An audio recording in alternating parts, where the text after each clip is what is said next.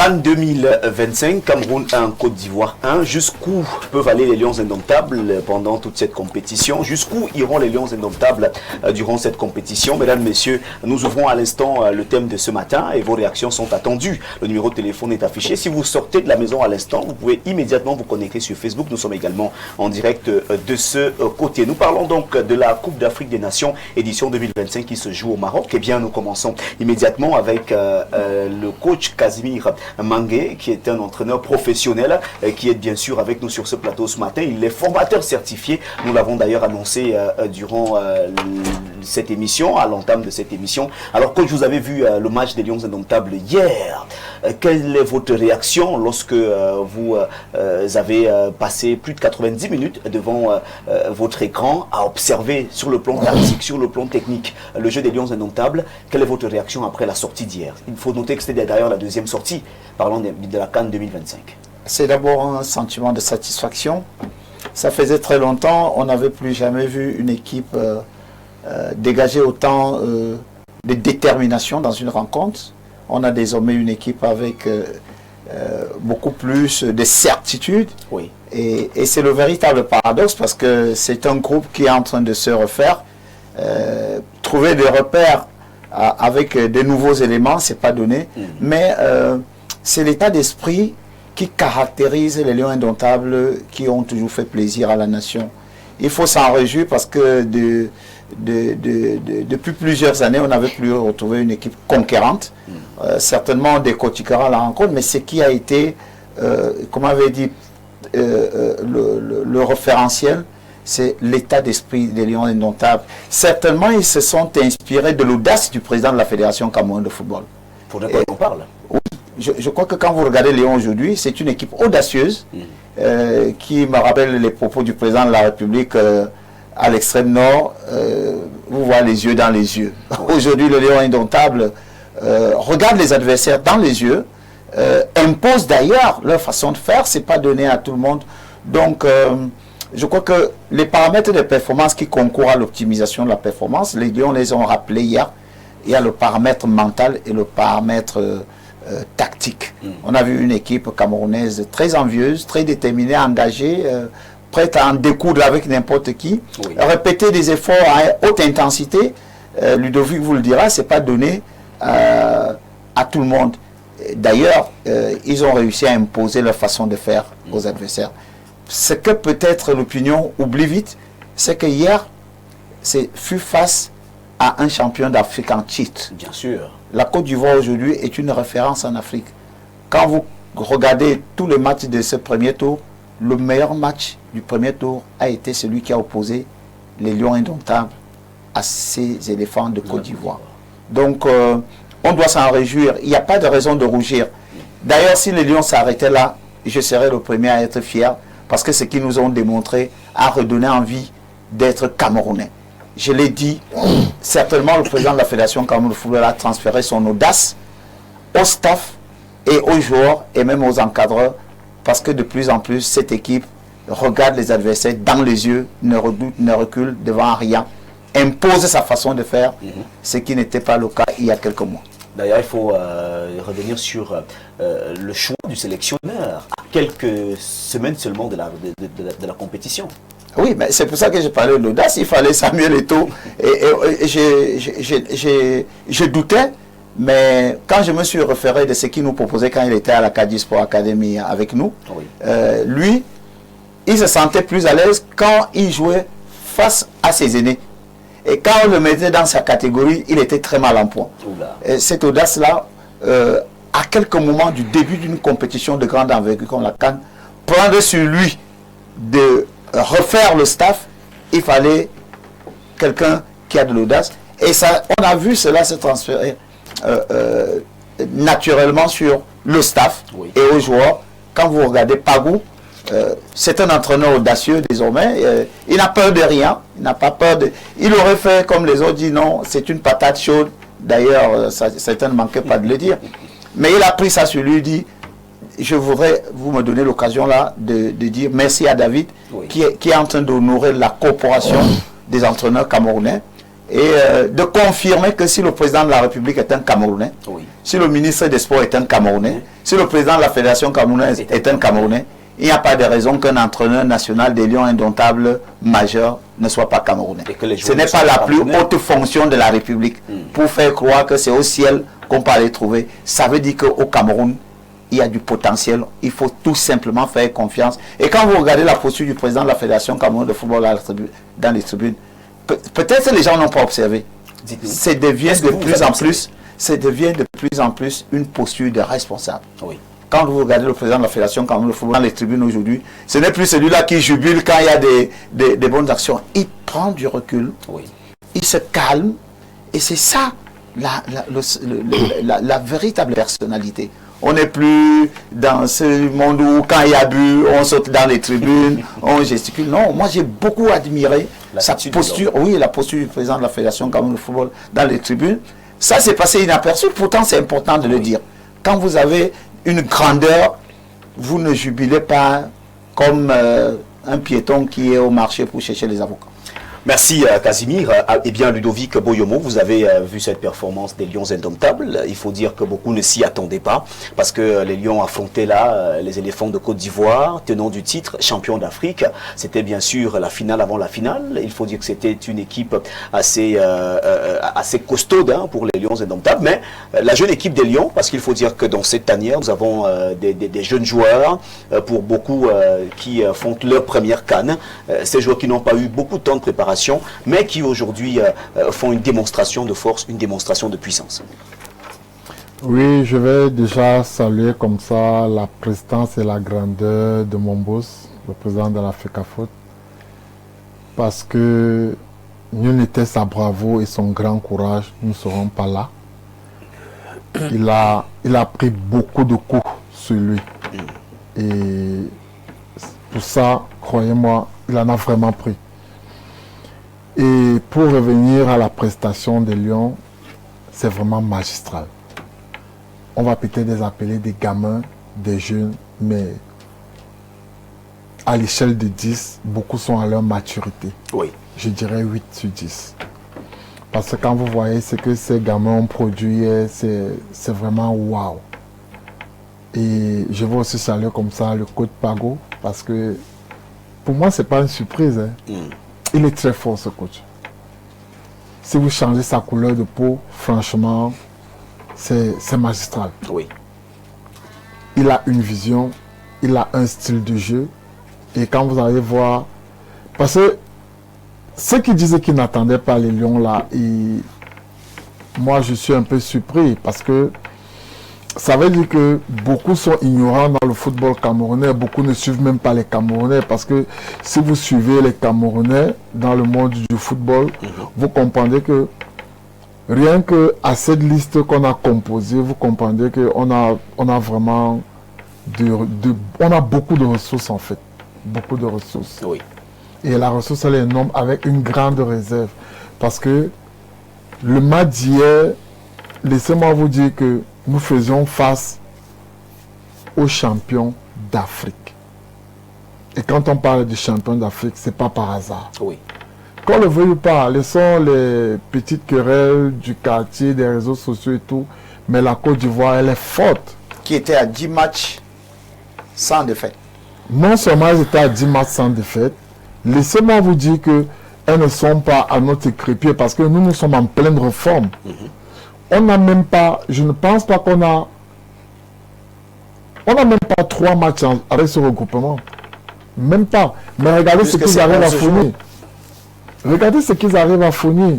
Alors, donnez-vous un peu à ce groupe-ci 1 an, 2 ans, 3 ans. Ils ont redonné l'envie aux footballeurs camerounais. Je commence par là. Ils ont redonné aux spectateurs l'envie du football. Ils ont retrouvé et ils ont exprimé ce que le Cameroun est. C'est-à-dire le courage, le humble et cette technique-là, cette aisance-là, parce que quand vous voyez les jeunes jouer, aujourd'hui vous comprenez que quand vous avez blessé le lion, forcément il y aura riposte. Oui. Et ça s'est vu hier, une fois que la Côte d'Ivoire a marqué. La réplique n'a pas tardé. elle a été très directe. Nul n'était les barres traversales.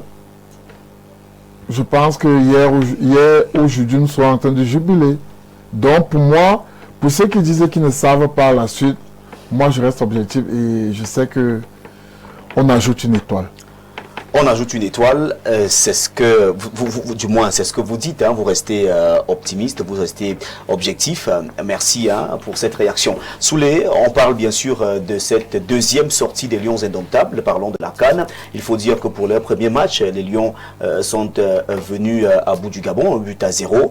Pour cette deuxième rencontre, c'était face à la Côte d'Ivoire, tenant du titre, 1 but partout. Il faut noter ici que les Lions sont bien sûr toujours en tête avec 4 points, de même que la Côte d'Ivoire dans ce groupe F. Jusqu'où peuvent aller les Lions indomptables lorsque vous observez sur le plan tactique, sur le plan technique, les Lions jouer sur le terrain, l'esprit qui anime ces Lions indomptables. L'entraîneur sélectionneur a dit que les Lions vont se reposer pendant une journée et puis vont reprendre les entraînements plus tard pour mieux se préparer à affronter l'équipe du Mozambique. Quel est votre regard lorsque vous regardez aujourd'hui les Lions indomptables sur le terrain au Maroc? Quand vous prenez la frappe de Koufani, un bon coach sait que ça, c'est le poison. Oui. Malheureusement, le montant, si on relève le montant, on a 2 belles frappes qui font 2 buts, plus celui qu'on a marqué, ça fait 3. On accorde le but de la Côte d'Ivoire, ça fait 2. Donc, si on a cela, on a battu le vainqueur, le détenteur, n'est-ce pas, de la CAN. Alors, si nous avons battu le détenteur de la CAN, qui peut encore nous arrêter? Donc, la question ne se pose plus, celle de savoir jusqu'où peuvent aller les Lions. Première chose. La deuxième chose, il y a le choc des symboles et la croisade des coïncidences. Le Cameroun marque, il joue le Gabon le 24 avec un prolongement au 25. Ça rappelle pour les chrétiens la naissance du Christ. Oui. Donc cette équipe de Pagou est une naissance ou alors une renaissance de l'équipe nationale des Lions indomptables. Et je suis content de savoir que Pagou estime, en fait, il a déclaré qu'il dédiait cette victoire à Dieu. Oui. Ça veut dire que Dieu est dans la tanière. Des Lions indomptables.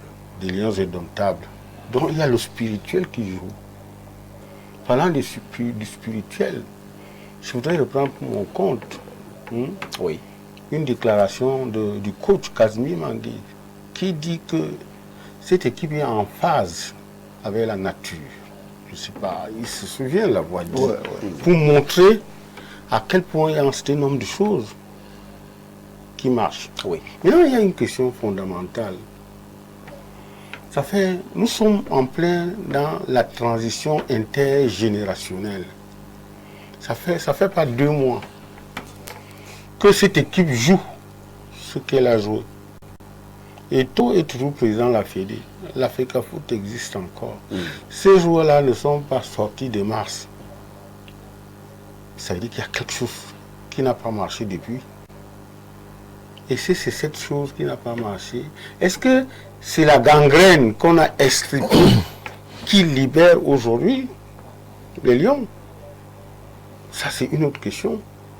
Et puis lorsque vous voyez le but de État et Lyon, une farandole de Mbomo, la frappe entre les jambes, ça nous rappelle aussi Makanaki en 90 et Oman Biik qui fait arrêter à Pompidou le foot, puis l'encaisse entre les jambes.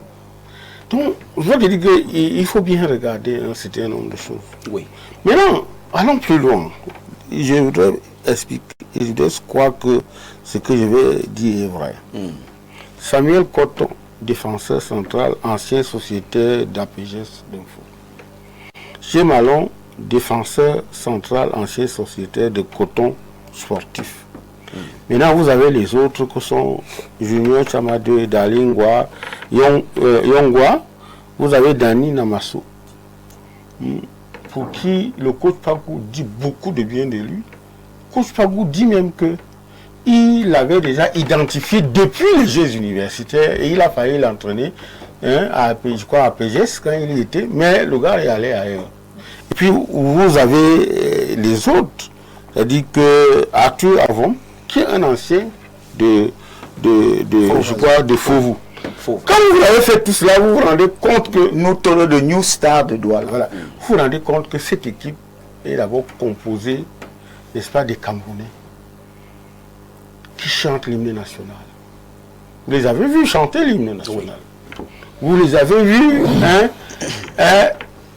non, moi j'aime pas Fighting Spirit, mais ils connaissent le Wembley. Parce que chez nous, c'est le Wembley. D'accord? Oui. Donc, j'ai envie de dire, quel immense gâchis. On a perdu beaucoup de temps. Parce que Pagou, David, que le policier a refusé d'utiliser. N'est-ce pas? Parce que Pagou connaît ces joueurs. D'ailleurs, il a déclaré aux antennes qu'il a été frustré de savoir qu'il avait des choses à donner à cette équipe, mais le policier a refusé. Vous parlez de Marc Brice? Je parle du policier, je connais pas. Mais aujourd'hui, vous vous êtes rendu compte que il y a une double détente. La première chose qu'on demande à Pagou, crée-nous une équipe. Donc il y a d'abord la nationalisation du banc de touche. Oui.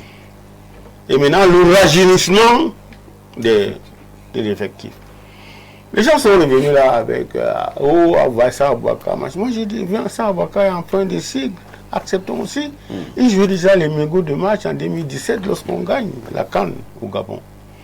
Et puis c'est lui qui disait hier, il a quand même joué avec le président de l'Africa Foot. Oui. Et il disait à un moment donné que le président de l'Africa Foot est cinquantenaire, il faut qu'il laisse. Si aujourd'hui les Baléba disent aussi qu'il est cinquantenaire et qu'il laisse, il n'y a pas de problème. Maintenant l'autre chose, lorsque vous avez vu, c'est pour ça que je remercie moi les combis et Samuel Eto'o. Moi les combis, dès le départ, a compris qu'il faut remettre l'église au centre du village. Il a dit l'équipe nationale du Cameroun à la FECAFOOT. La FECAFOOT a dit merci et le président de la FECAFOOT a fait des réformes. Ne faisons pas l'économie des réformes quand ça marche bien. On voit bien que ces réformes aujourd'hui permettent d'avoir une solide équipe. Il y a des gens qui ont trouvé beaucoup de plaisir à voir ces enfants prendre du plaisir à jouer au foot. Oui. Place au jeu. Attendez, mais attendez, coach est là. En d'autres temps, on aurait déjà eu aujourd'hui des coulisses. Oh, ils ont fait ceci, oh, ils ont refusé de manger, oh. Mais jusqu'à maintenant, on a le sentiment qu'on a un groupe solide et humainement bon. C'est ce qu'on attendait depuis. Donc la place au jeu TVB est extrêmement importante. Et il y a des gens qui vous disaient que oh, c'est le président de l'Africa Foot qui fait le classement. Non. Quand vous avez regardé David Pagou tenir son équipe, quand vous l'avez écouté en conférence de presse d'après-match, que ce soit après le Gabon ou alors dernièrement, il connaît tous ces jeunes. Oui. Il connaît le style de chacun de ces jeunes et il vous explique pourquoi j'ai mis tel et tel. Quand il vous dit après le Gabon que une fois que Baléba est sorti, il fallait refaire autre chose. Et il a dit à ses poulains qu'on peut gagner par 1-0, on aura gagné. Et un dispositif, je crois, italien, la catenaccio, c'est comme ça qu'on l'appelait, non? Vous avez vu ça comme le Gabon. Mais vous avez vu une équipe libre. Quand vous avez des gens comme... Je peux parler de ces lions-là, la métamorphose, Pagou là, jusqu'à demain matin.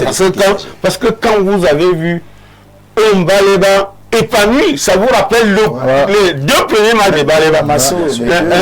Vous avez vu, c'est-à-dire que Namasso, vous avez vu nous Dolo qui est le métronome. Baleba vous rappelle, n'est-ce pas, Makanaki, Mbou, Emile, et comment il s'appelle aussi, Feu Fouet. N'est-ce pas? Quand vous voyez Baleba, quand vous voyez Mbou, il vous rappelle Fédé.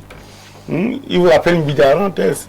D'accord? Ça veut dire que nous sommes là en train de faire ce qu'on attendait depuis. Et du coup, nous estimons que si cette équipe avait été ça, je vous assure, on n'aurait pas perdu la qualification pour la Coupe du Monde.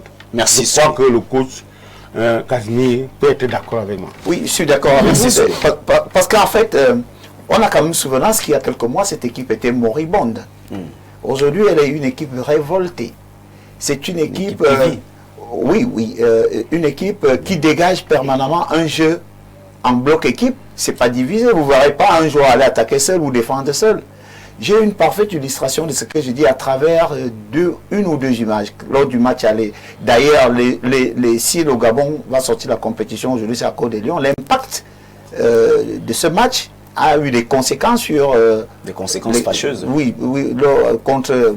Donc quand vous regardez un Dali Yongwa, qui est défenseur excentré gauche, qui se retrouve en situation d'attaquant sur le flanc droit vers le point de corner, et à la perte de balle, vous refait une course de près de 30 mètres, l'équivalent de 7 à 8 minutes d'un match, cet état d'esprit-là, on a envie de se poser la question de savoir, et c'est Soul qui le disait, sont-ils allés prendre ça au ciel? Non. C'est que l'environnement autour des Lions était le véritable handicap. Quand ces garçons s'épanouissent aujourd'hui, c'est parce que l'environnement est sain. Et c'est pour ça qu'il m'a rappelé ce que j'avais dit dans une radio. C'est-à-dire que les Lions aujourd'hui semblent être en phase avec la nature. Et quand vous êtes dans la vie, quand vous êtes en phase avec la nature, la réussite est au maximum. Merci. Donc cette équipe des Lions aujourd'hui n'est plus moribonde. Justement parce qu'autour des Lions, de plus en plus, les gens y croient. Et quand ils croient autour des Lions, même à l'intérieur, ils croient, ils osent. Il y a une image forte au niveau des stats. Le jeune défenseur camerounais Koto, elle est un des défenseurs qui a touché le plus grand nombre de ballons. Pas parce que ce sont les adversaires qui lui donnaient, mais parce que dans son style, les ondes négatives se sont dispersées, se sont éloignées, se sont rabattues vers lui, les ondes positives, si bien que chaque fois, le ballon lui revient, même quand il n'a pas besoin. Et avoir un défenseur qui peut toucher autant de ballons et faciliter la sortie de balle, donner le tempo. Aujourd'hui, dans l'équipe nationale du Cameroun, c'est le défenseur qui donne le tempo. Contrairement à d'autres équipes où ce sont les joueurs dans l'entrejeu qui donnent le tempo.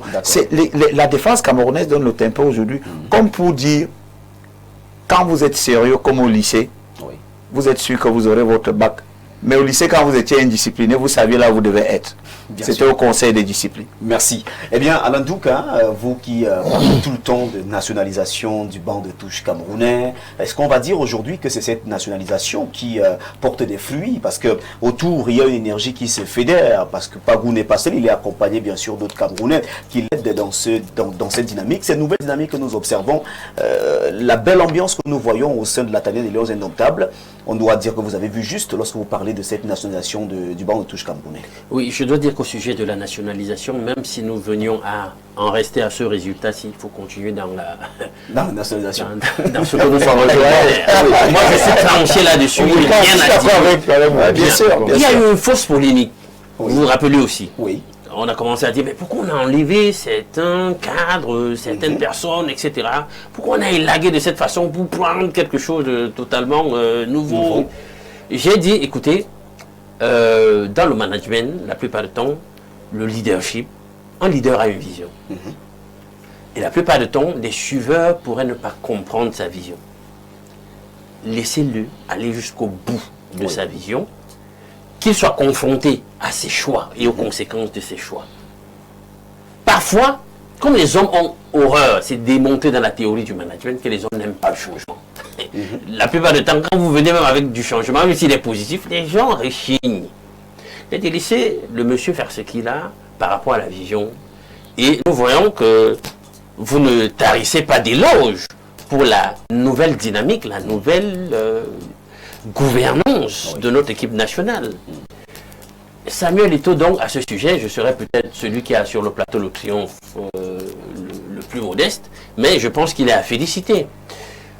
Il a eu, notamment sur le match et la façon de jubiler, le triomphe modeste, moi-même, je l'aurais eu. Si d'entrée de jeu comme ça, il fallait commencer par cette espèce de choc où c'est nous qui encaissons d'abord, bon, là on se dit, c'est pas comme ça qu'on souhaite que ça commence. Ça fait pas de temps que tout le monde voulait d'entame être celui qui ouvre le score et puis qui gagne le cap, dirige toute la rencontre, voilà, domine sur l'adversaire, mais c'était pas le cas. Bien, vous savez, on ne construit pas le monde sur des si. Vous allez prendre, je ne sais pas moi, X fois le poteau, X fois la barre transversale. Si au terme de la rencontre, il n'y a que le but là qui était resté, vous avez perdu. C'est sûr. Et vous avez perdu les points en question. Exact. Et si c'est éliminatoire, vous restez. Donc, on a besoin donc de rester sur les enjeux liés à la réussite et à la concrétisation. Maintenant, dans l'ensemble, moi j'ai quand même, au-delà du satisfecit qui est celui que nous avons tous, quelques réserves quand même. Oui. Et il ne faut pas que, quand ça marche, nous sommes là à turiférer beaucoup trop, au point où on occulte aussi ce qui n'a pas marché. Parce que moi, sur une plage de temps qui va de la demi-heure de la première mi-temps jusqu'à la fin de la première partie et encore jusqu'au moins les 15 premières minutes de la seconde partie, je vous dis qu'il y avait cette espèce d'incohésion dans le jeu. Au niveau, le problème c'était le milieu de terrain. Non, c'est justifié. D'accord.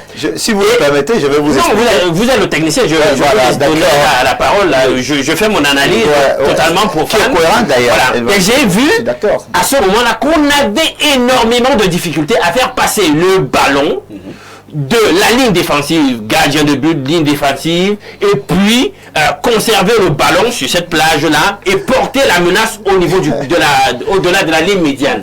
Et ça s'est fait remarquer, moi je l'ai vu. C'était décousu. Ok, vous allez parler. Pourquoi vous voulez qu'on parle tout cela insensé? Alors nous parlons les techniciens. C'était important. Il a bien fait de prendre ce temps pour qu'on démoque. Et j'avais l'impression que à ce moment-là, c'est les Ivoiriens qui nous imposaient le jeu et on avait du mal à traverser la ligne médiane avec un jeu construit. Fort heureusement, après cette demi-heure de la seconde partie, on a vu un mouvement de rééquilibre des forces. Et je félicite l'athlétisme d'ailleurs des deux parties parce que j'ai constaté notamment que les Ivoiriens aussi étaient très athlétiques et ça nous a à un moment donné, causé beaucoup de problèmes.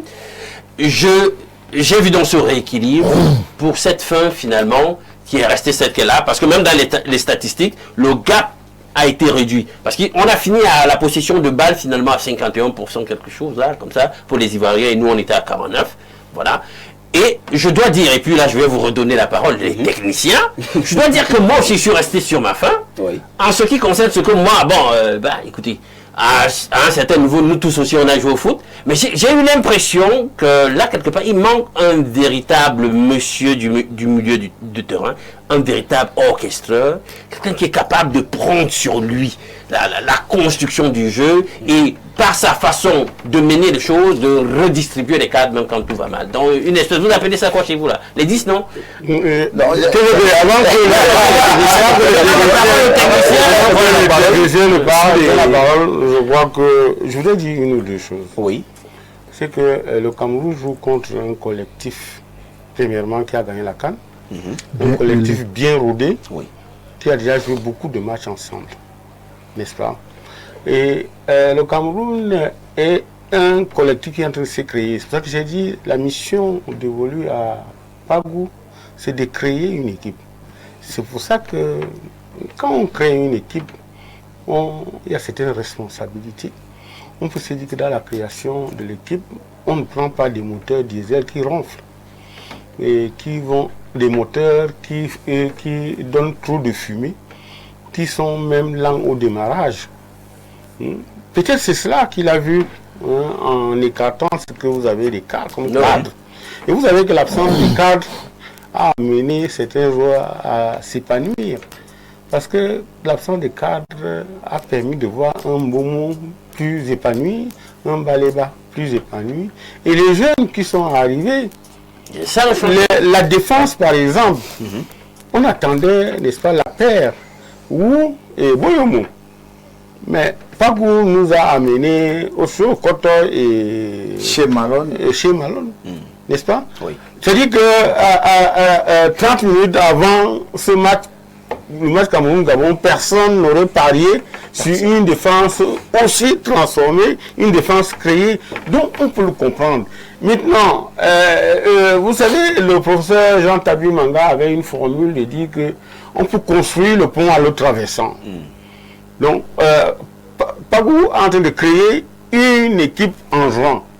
C'est pour ça que le match Cameroun-Gabon, l'offre qu'il fait en termes de jeu est différente de celle qu'il donne, n'est-ce pas, contre la Côte d'Ivoire. Et je comprends, Alain Douk, nous sommes tous, en tant que, n'est-ce pas, des approximations des techniciens, à dire cela, mais cette lecture que tu fais et qui rejoint la mienne peut trouver des justifs, à savoir que cette équipe va commencer elle est en train de huiler.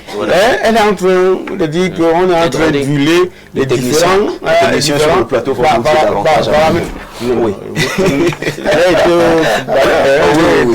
vous allez très rapidement. Je voudrais simplement dire que, avant de vous laisser la parole aux techniciens, pour dire que moi je suis très fier de cette équipe. Et surtout de la place qu'on accorde au jeu. Et je suis d'autant plus fier qu'on a laissé Eto'o et moi les combis au Cameroun. Je vais dire quoi? Je vais dire que on parle maintenant de la du staff technique et des joueurs. C'est ce dont les Camerounais ont besoin. Tout à fait. N'est-ce pas? On n'a plus besoin du foot qui se jouait dans les administrations. On n'a plus besoin du foot, n'est-ce pas, qui était à 80% sur le papier et sur des terrains inutiles. Maintenant que le foot peut être produit à 90% sur le terrain et que ça ramène les Camerounais à comprendre, à en être fiers. Il y a des Camerounais aujourd'hui qui sont totalement d'accord et contents, même si les Lions revenaient à ce niveau-là, encore que nous sommes déjà au 8e. D'accord, chose que nous ne souhaitons pas d'ailleurs. Nous sommes déjà au 8e, ça va aller crescendo. Merci, nous allons donc à la messagerie pour prendre la réaction de nos téléspectateurs ou les réactions, parce qu'il y en a plusieurs. Depuis qu'on a remis l'équipe à celui qui tirait les ficelles du désordre en cachette, la sérénité est revenue. C'est Casso Bertin à Bertois qui nous écrit ce jour. Alors nous prenons cet autre message. Bonjour, je me nomme Gérald Quentin, j'écris depuis Mbangassina. Vraiment pour moi, je suis très content du match nul du Cameroun face à la Côte d'Ivoire. Vraiment, le Cameroun peut arriver avec cette canne jusqu'en finale, si possible. C'est Gérald qui nous le dit ce matin. Nos joueurs iront trop loin. C'est Cyril depuis Olamdoui. Voilà, Cyril qui nous dit que nos joueurs iront trop loin. Nous allons du côté de WhatsApp pour prendre également ces réactions de nos téléspectateurs. Bonjour, Espace Miné, très bonne émission. Sous notre chapeau est où? Ça devrait bien rimer avec ton new look. Je ne vois pas bien ta face. Voilà, malheureusement le téléspectateur n'a pas signé, hein, mais il fallait bien lire ce message parce que ce téléspectateur s'interroge où est passé le chapeau. Le chapeau russe. La Tchapka Ushanka. Je la porterai la prochaine fois. Voilà. Il y a Eric Franck qui nous dit qu'ils doivent garder cette confiance collective. Avec ça, je crois qu'ils peuvent être champions de la CAN cette année. Il parle bien sûr des Lions indomptables. Un autre message. Je vous envoie mon renversant bonjour au lendemain de la prestation ô combien laborieuse de nos Lions. Où est passé le sac de modérateur perfecto? Il nous manque déjà. C'est Moïse Yongwa qui nous écrit à Douala. Il faut dire que Parfait ici reviendra très bientôt après son congé, donc tenez-vous tranquille, il sera des vôtres dans quelques jours seulement.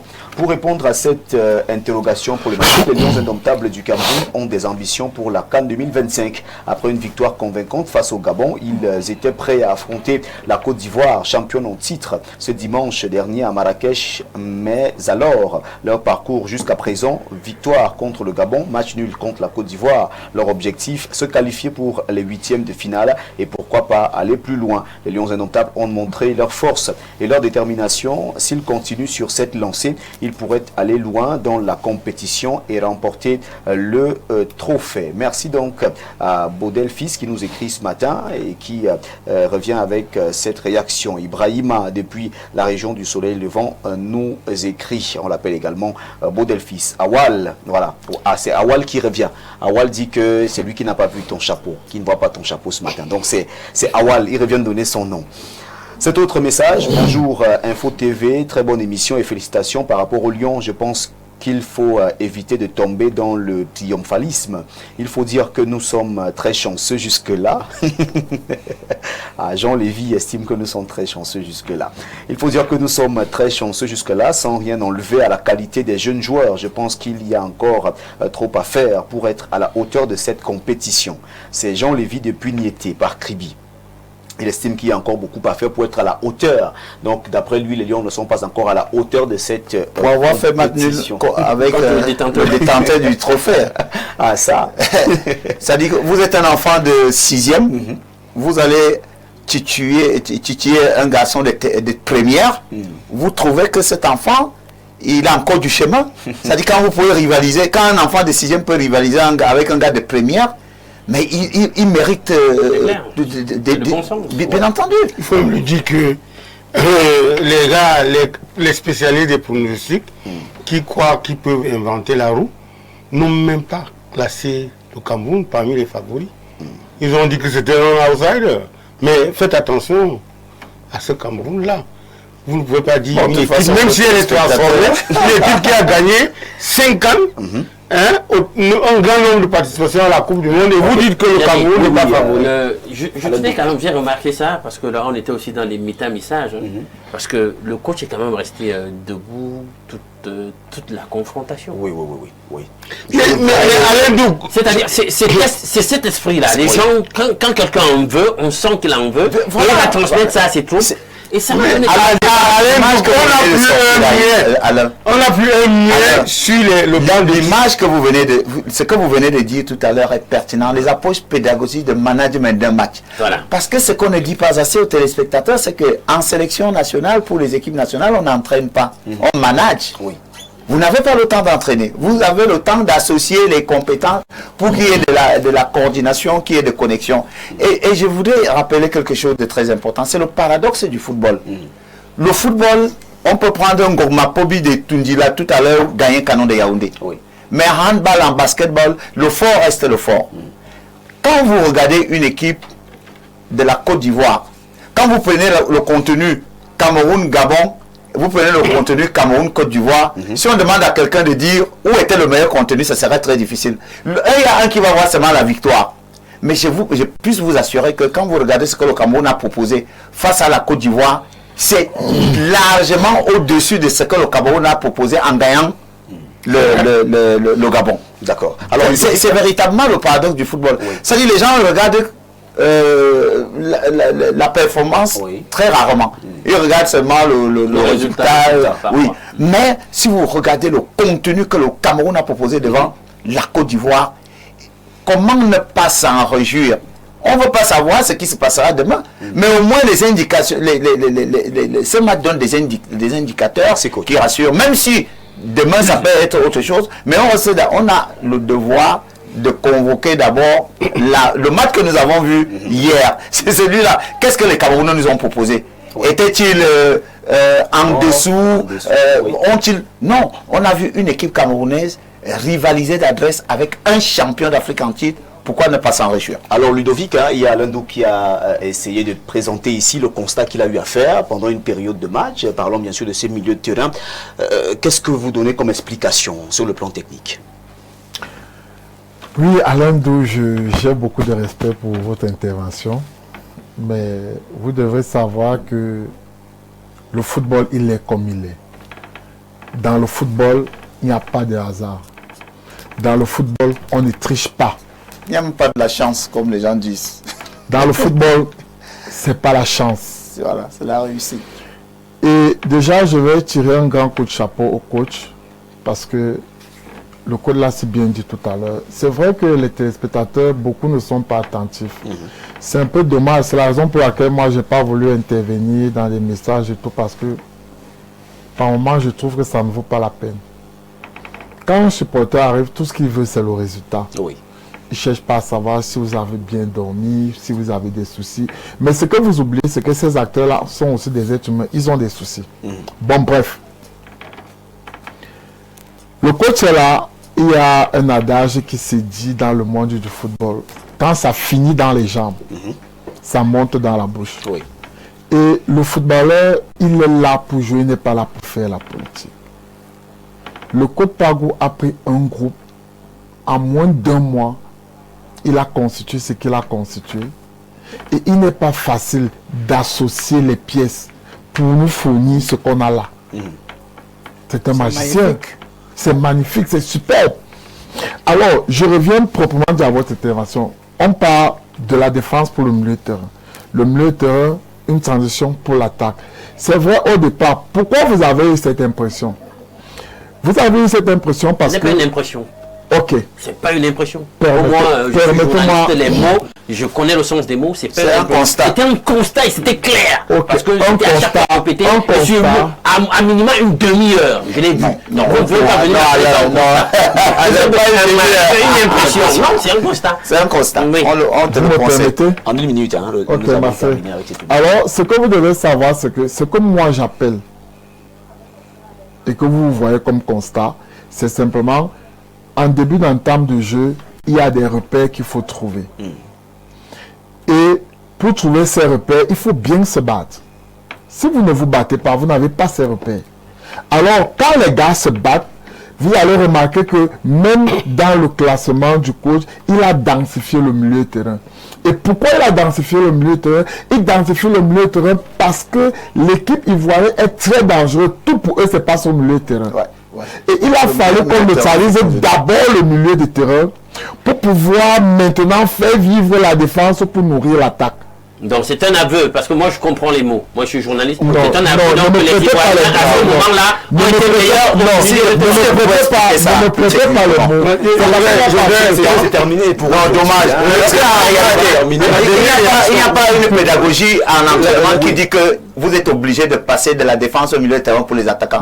Il y a des situations qui vous imposent une attitude. Et ça même était fait. Donc on ne peut pas dire, s'il vous plaît, on ne peut pas dire, et ça je vous le conseille, c'est comme en journalisme, vous avez des canons qu'il faut respecter. Au football, les situations que vous préparez peuvent ne pas arriver au match.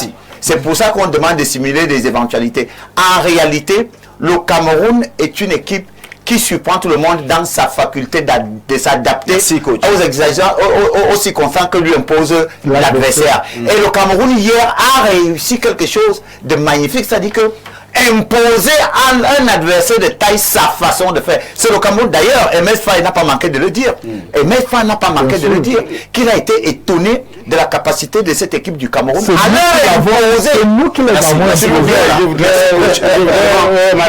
45 secondes. Les autres parler. 45 secondes, pas c'est terminé. Je voudrais d'abord, l'entrée de dire que ce qu'Alain Douk dit, il a raison. Oui.